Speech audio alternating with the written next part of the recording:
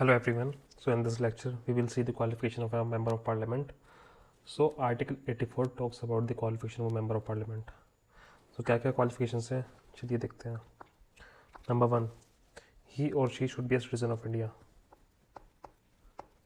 Citizen of India. Bharat का नागरिक होना जरूरी है. Then we have the age qualification criteria, that is 25 years for the Lok Sabha and 30 years for the राज्य सभा.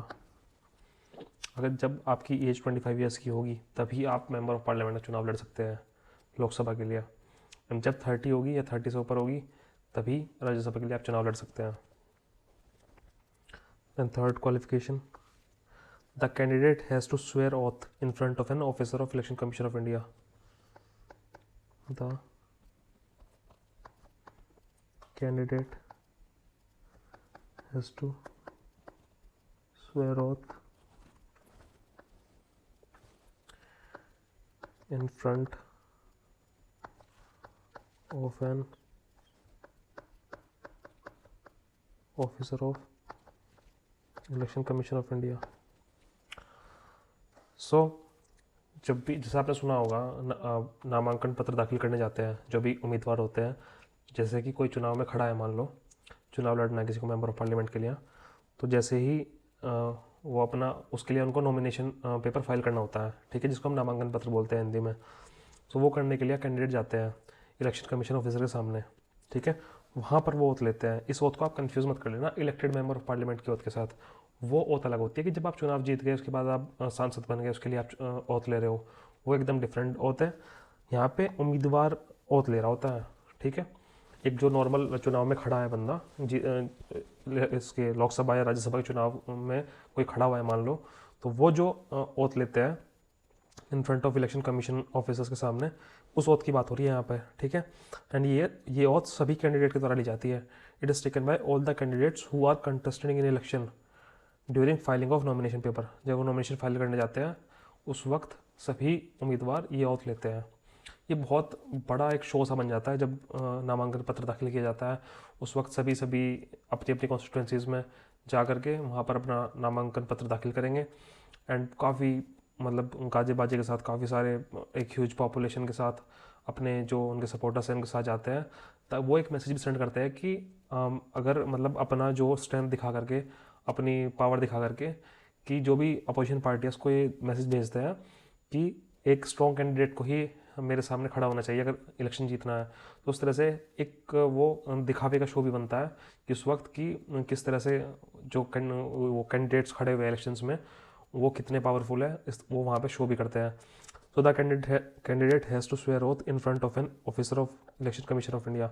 सो इलेक्शन कमीशन के जो ऑफिसर्स हैं जो भी चुनाव में खड़ा होगा उनको ओथ लेनी होगी उनके सामने जा करके, ठीक है. ये थर्ड क्वालिफिकेशन है to be a member of parliament. अगर ये ओथ नहीं ली तो आप फिर क्वालिफाई नहीं करोगे to be a member of parliament, ठीक है.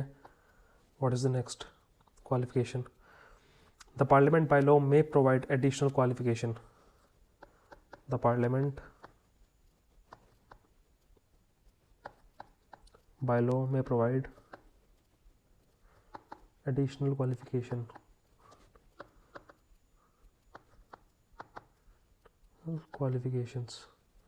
सो कॉन्स्टिट्यूशन तो इतना ही बोलता है क्वालिफिकेशन को लेकर के. ये to be a citizen of India, age criteria and ये ओथ लेनी होती है.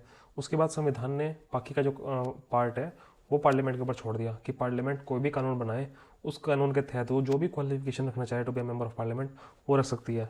सो उसी को लेकर के पार्लियामेंट ने एक लॉ बनाया हुआ है, that is as per RPA act 1951, representation of peoples act 1951. ये तो काफ़ी पॉपुलर हो गया होगा सुन के आपको लास्ट लेक्चर्स में, सभी लेक्चर्स में इसका जिक्र सुनने को मिलेगा आपको. जब आप पॉलिटी पढ़ने बैठोगे बहुत जगह इसका जिक्र सुनने को मिलेगा. बहुत इंपॉर्टेंट एक्ट है.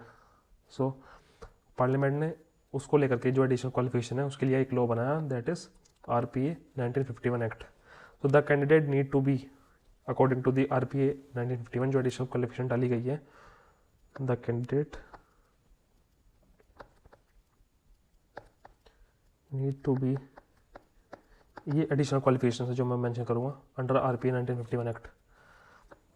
सो ये एक्ट कहता है कि आपको रजिस्टर्ड इलेक्टर होना जरूरी है in any constituency of India.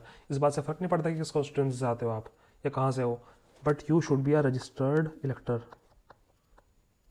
Registered इलेक्टर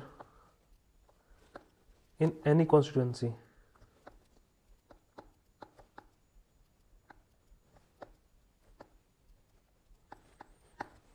जैसे कि for example prime minister Modi जो है वो रजिस्टर्ड इलेक्टर है गुजरात में, लेकिन वो चुनाव लड़ते हैं यहाँ से, काशी से, ठीक।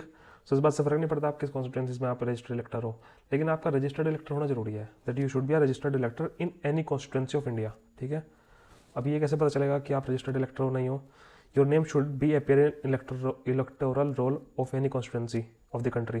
तो रजिस्टर्ड इलेक्टर आप हो नहीं हो ये पता चलता है इलेक्टोरल रोल से। इलेक्टोरल रोल जो इलेक्शन कमीशन ऑफ इंडिया निकालता है, अगर आपका नाम इलेक्टोरल रोल में है किसी भी कॉन्स्टिट्यूंसी के, तो आप रजिस्टर्ड इलेक्टर हो। और अगर इलेक्टोरल रोल भी मान लो ECI ने आपको नहीं दिखाया, उसके बाद आप कैसे प्रूव करोगे आप रजिस्टर्ड इलेक्टर हो? By using your voter ID। Voter ID अगर आपके पास है, it means you are registered elector, ठीक। Voter ID card is a prove that your name is in the electoral roll, okay.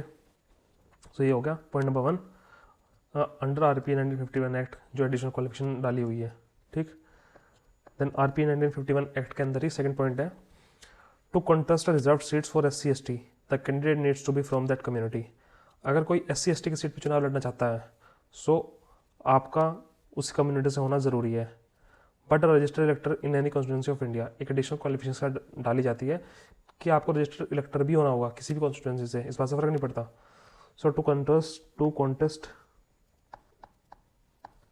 a reserved seat for SC/ST the candidate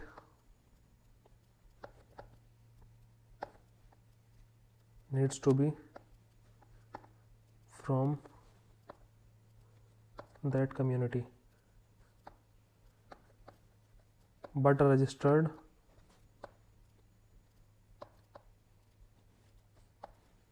elector in any constituency of India।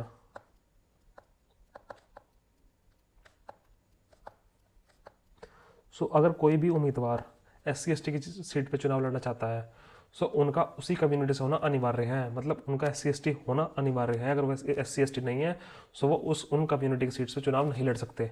उसी के साथ साथ एक registered इलेक्टर होना भी ज़रूरी है, चाहे वो किसी भी कॉन्स्टिट्यूंसी से हो, इस बात से फ़र्क नहीं पड़ता, but you have to be a registered elector from any constituency in the country, ठीक। तो ये कुछ एडिशनल क्वालिफिकेशन डाली थी RP एक्ट के तहत 1951 में। आप एक एडिशनल पॉइंट लिख लीजिए यहाँ पर, apart from being qualified under article 84, आपको आर्टिकल 84 के तहत तो क्वालिफाई होना ही है।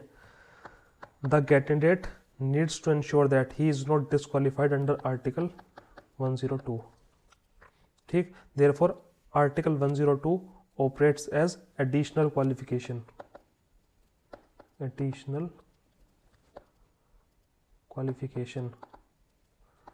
आर्टिकल 84 बात करता है क्वालिफिकेशन के बारे में कि आप क्वालिफाइड हो या नहीं हो to be member of parliament. अगर आपको बनना है तो क्या क्या क्वालिफिकेशन चाहिए, ये मेंशन है आर्टिकल 84 में। आर्टिकल 102 बात करता है कि what are the criterias for the disqualification of an member of parliament. So article 102 operates as an additional qualification, ठीक। मैं रिपीट कर देता हूँ, apart from being qualified under article 84 the candidate needs to ensure that he is not disqualified under article 102। मान लो ये जो conditions है article 84 में, ये सब तो कोई कैंडिडेट फुलफिल करता है, ठीक है, लेकिन आर्टिकल 102 की में कोई ऐसी प्रोविजन है, ठीक है, कि जिसके तहत वो डिस्क्वालीफाई हो जाता है, ठीक। तो वो तो फिर क्वालिफाई कर ही नहीं पाएगा to be member of parliament. So जब भी हम क्वालिफिकेशन देखते हैं तो हमको आर्टिकल 84 देखना ही है, उसके साथ साथ आर्टिकल 102 भी देखना है कि कहीं हम डिस्क्वालीफाइड तो नहीं है किसी कंडीशन की वजह से। सो आर्टिकल 102 एक्ट करता है acts as additional qualification. So in the upcoming lecture I will be discussing article 102। That's all, thank you so much.